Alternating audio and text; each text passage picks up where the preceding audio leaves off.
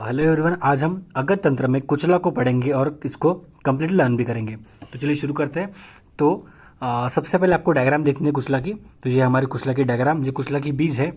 उसके बाद आपको ये लकड़ी याद रखनी है। मतलब हम पूरे वीडियो में कुचला को लकड़ी से कंपेयर करेंगे, मतलब हमारी लकड़ी यहाँ पे ट्रिक हो गई। ठीक है, तो जब भी आपको कुचला याद आए तो आपको याद रखना है कि हमें लकड़ी याद करनी है। ठीक है, और यह है कुचला की diagram.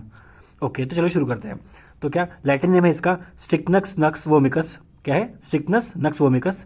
English name nux vomica poisonous nut, nux vomica tree, और फैमिली है लोगेनेसी। ठीक है, तो इसको कैसे याद करेंगे? सबसे पहले लैटिन नेम स्टिक्नस नक्स वोमिकस। तो हमारी लकड़ी कैसी है? हमारी लकड़ी स्ट्रिक्ट है, तो स्टिक्नस नक्स वोमिकस। उसके बाद ये हमारी लकड़ी लॉन्ग है, इसलिए लोगेनेसी फैमिली। ठीक है, लकड़ी हमारी लॉन्ग है इसलिए लोगेनेसी फैमिली, और स्टिकनेस नेक्स्ट इसका हो गया लैटिन नेम। ठीक है, और उससे हो जाएगा हमारा इंग्लिश नेम। उसके बाद पर्याय। तो पर्याय आपको एज इट इज लर्न करना है। कुचला है तो कुचला से कुचला, कुचेलक, कुचल, कुचीला, कुचील। उसके बाद विषतिंदुक, तिंदु, विषतिंदुक।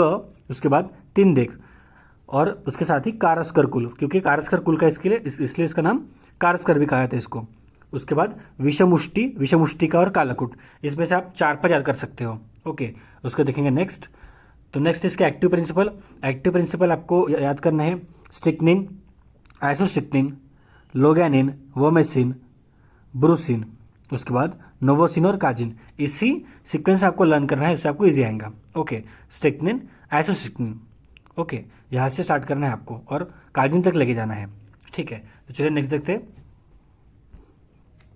इसके बाद है साइन एंड सिम्टम। तो साइन एंड सिम्टम में देखना है हमको। Sign, no toxicity is seen if the seeds are swallowed completely without chewing. Toxicity is seen only when ingested after chewing. मतलब हम इसको अगर डायरेक्ट निगल लेंगे इस बीज को तो हमें कुछ भी टॉक्सिसिटी नहीं दिखेंगी। टॉक्सिसिटी हम बस तभी दिखेंगी जब हम उसको चबाएंगे। ओके, तो ये पॉइंट हो गया। उसके बाद देखेंगे इसके साइन एंड सिम्टम क्या है। सबसे पहले the sign and symptom of the toxicity are bitter taste in mouth. Okay, जब आपको दिखे रहा कितना कड़वा है ये, ठीक है, ये बीज कितना कड़वा दिख रहा है आपको, तो बिटर टेस्ट इन माउथ। उसके बाद feeling of uneasiness, restlessness, difficulty in swallowing और कन्वर्जन्स। ठीक है, तो आप एक तो बीज से याद कर सकते हो, या फिर हमने इसकी ट्रिक बनाई थी लकड़ी। तो जो हमारी लकड़ी है, तो लकड़ी, तो जब हम लकड़ी खाएंगे, बहुत बड़ी लकड़ी हमने खा ली, मुंह में ले ली, तो फीलिंग ऑफ अनइजीनेस, हमको अनइजी फील होगा। उसके बाद रेस्टलेसनेस फील होगा, और लकड़ी बड़ी है इसलिए डिफिकल्टी इन स्वॉलोइंग और कन्वर्जन्स हमको आएंगे। ये हो गया हमारे साइंस एंड सिम्टम्स। उसके बाद इसके तीन साइंस एंड सिम्टम्स हमको याद रखने हैं जो काफ़ी इंपॉर्टेंट है, जो कि है ओफिसोटोनस, एम्प्रोसोटोनस और प्लूरोसोटोनस। ओके, तो इसको याद कैसे करेंगे? हमारी ट्रिक क्या है? हमारी ट्रिक है लकड़ी। ओके, हमारी लकड़ी है, तो लकड़ी ऐसी भी मुड़ सकती है, लकड़ी हमारी ऐसी भी मुड़ सकती है, और लकड़ी हमारी ऐसी भी रह सकती है। ओके, तो सबसे पहले ओफिसोटोनस, मतलब हमारी लकड़ी का शेप ऐसे हो जाएगा। Okay, concave. एम्प्रोसोटोनस यानी कि लकड़ी का शेप हो जाएगा हमारा कॉन्वेक्स, और प्लूरोसोटोनस यानी कि इस जैसा हमारा इसका लैटरल बेंडिंग कह सकते हैं इसको हम। तो लैटरल बेंडिंग को हम प्लूरोसोटोनस कह सकते हैं। तो ऐसे इसके तीन हमें पॉइंट याद रखने हैं, तो ये आपको लकड़ी से याद रहेंगे। आपको कंफ्यूज हो सकता है कि ये किस द्रव्य के अंदर आते हैं, तो हमने लकड़ी याद किया है तो आपको ईजी आएगा। उसके बाद मस्कुलर ट्विचिंग। तो ये थे हमारे साइन एंड सिम्टम। अभी हम देखेंगे fatal dose and fatal period. तो फैटल डोज है हमारा एडल्ट में 2 ग्राम, स्टिक्निन स्टिक्निन एडल्ट में 15-30 मिलीग्राम, और स्टिक्निन है इन चिल्ड्रन 10 मिलीग्राम। उसका फैटल पीरियड है 1 से 2 घंटे। तो अभी इसको आप इस डायग्राम से याद कर सकते हो कि सबसे पहले रॉ पाउडर ले लेंगे। ठीक है, तो रॉ पाउडर आप 2 ग्राम है। ठीक है, तो कैसे याद करेंगे? 1, 2। अभी इस लकड़ी को दो मैंने और ब्रांच दिखाए हैं, तो उस ब्रांच से इसको कितने ब्रांच है? 2 ब्रांच है, इसलिए 1, 2, तो हो गया हमारे 2 ग्राम।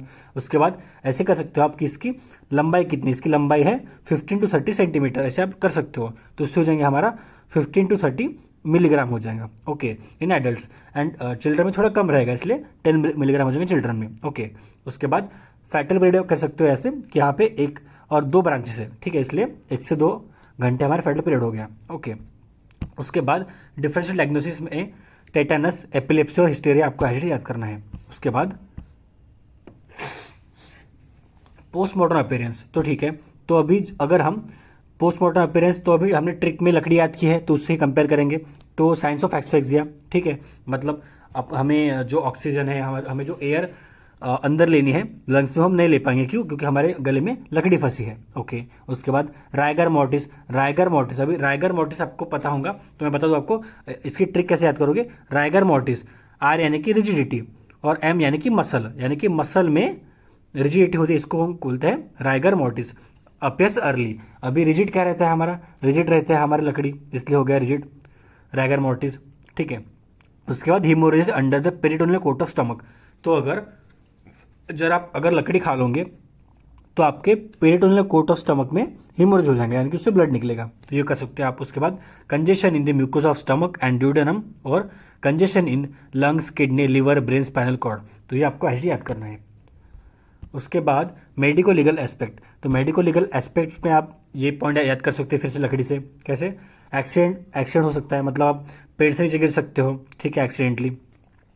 उसके बाद सुसाइडल हो सकता है, ऐसे सुसाइड हो सकता है, मतलब आपने किसको लकड़ी मार दी तो हो गया, सुसाइड हो गया। ठीक है, सॉरी, आप अपने पेड़ से जंप कर दिए, सुसाइड हो गया। ठीक है, और होमिसाइड यानी कि मर्डर हो सकता है, यानी कि हमने लकड़ी से किसको मार दिया, यानी होमिसाइड। तो ऐसे मैं ट्रिक्स के साथ आपको बता रहा हूँ ताकि आप उसको लर्न कर सकें। उसके बाद ट्रीटमेंट क्या है, तो इसके ट्रीटमेंट हमें ऐसे याद करना है। Isolation, patient should be keeped in isolated in dark turn divide of the factors aggravating the convergence. जो कन्वर्जेंस ना हो इसलिए हमें उसको आइसोलेशन में रखना है। उसके बाद एनेस्थेटिक एजेंट में हमें सीबी देना है, यानी कि क्लोरोफॉर्म बार्बिचुरेट। उसके बाद गैस्ट्रिक लेवल्स देंगे हम पोटेशियम परमैंगनेट से। उसके बाद sedative potassium bromide chloride hydrate देंगे उसको। उसके बाद एंटी कन्वर्जेंट में मेफेंसिन देंगे और एंटीडोट्स में हम उसे बार्बिचुरेट, फिनोबार्बिटोन, सोडियम ये देंगे। उसके बाद सपोर्टिव मेजर में हम उसको आर्टिफिशियल रेस्पिरेशन देंगे। तो आपको ये 2 पेज एज इट इज याद करना है, बाकी की मैंने आपको ट्रिक बता दी है। तो ये हमारा आज का लेक्चर है कुचला।